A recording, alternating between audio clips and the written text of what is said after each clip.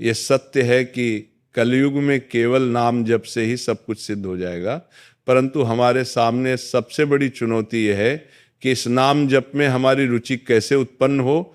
हृदय से भजन तब तक नहीं होता जब तक सत्संग न हो, और बिना सत्संग के प्रेम पैदा नहीं होता।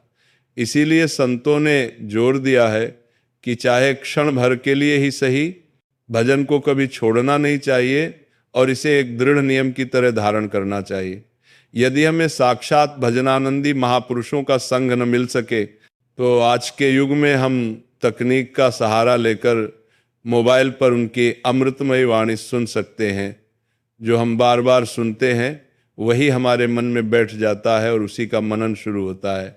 नाम में रुचि न होने का मुख्य कारण यह है कि अभी हमारी महत्व बुद्धि संसार की वस्तुओं में है, भगवान के नाम में नहीं। इसे एक साधारण उदाहरण से समझा जा सकता है। यदि हम रास्ते में जा रहे हों और वहाँ 1 रुपया गिरा दिखे तो हमारी महत्व बुद्धि के कारण हमारे पैर और मन वहीं रुक जाते हैं। यदि वह 500 का नोट हो तो उसे उठाने की प्रबल इच्छा जागृत हो जाती है। ये खिंचाव इसलिए है क्योंकि हम उस धन की कीमत जानते हैं। जिस दिन हमारी यही बुद्धि भगवान के नाम में लग जाएगी कि परम धन राधा नामधार, उसी क्षण मन नाम में रम जाएगा।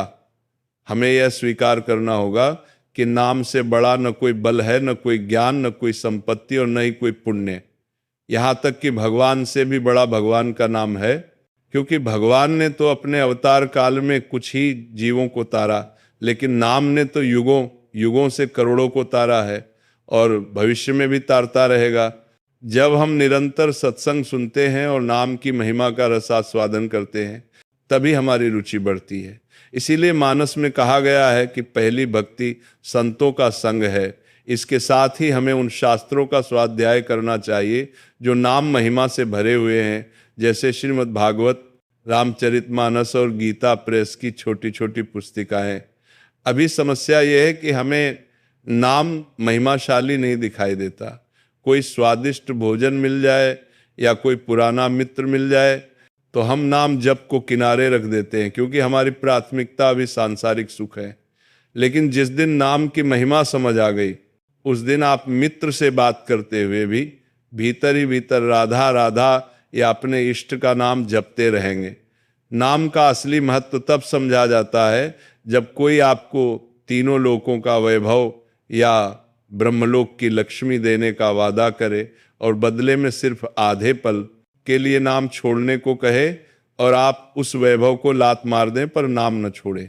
इस अवस्था तक पहुंचने के लिए रोज सत्संग सुनना अनिवार्य है। हमें उन संतों की वाणी सुननी चाहिए जो भगवान की महिमा को खंडित नहीं करते बल्कि उसे पुष्ट करते हैं। कुछ लोग अज्ञानतावश भगवान के एक रूप की प्रशंसा और दूसरे की निंदा करते हैं। वे घोर नरकगामी हैं। वेद स्पष्ट कहते हैं कि परमात्मा एक ही है। वही अवसर पड़ने पर राम बनता है और वही कृष्ण या वाराह जो सर्वत्र एक ही तत्व को देखता है वही सच्चा ज्ञानी है। हमें ऐसे महात्माओं का अनुसरण करना चाहिए जो धन, मान और वासनाओं से मुक्त होकर केवल प्रभु चर्चा में आनंदित रहते हैं, जिनकी वाणी सुनते ही प्रेम के आंसू बहने लगे।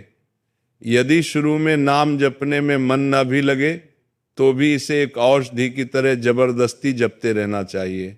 जैसे कौवी दवा रोग मिटा देती है, वैसे ही यह नाम रूपी अचूक औषधि जन्म मृत्यु के भव रोग और दैहिक दैविक भौतिक तापों को जत से मिटा देगी। बस बार बार सत्संग सुनते रहें, रुचि अपने आप पैदा हो जाएगी।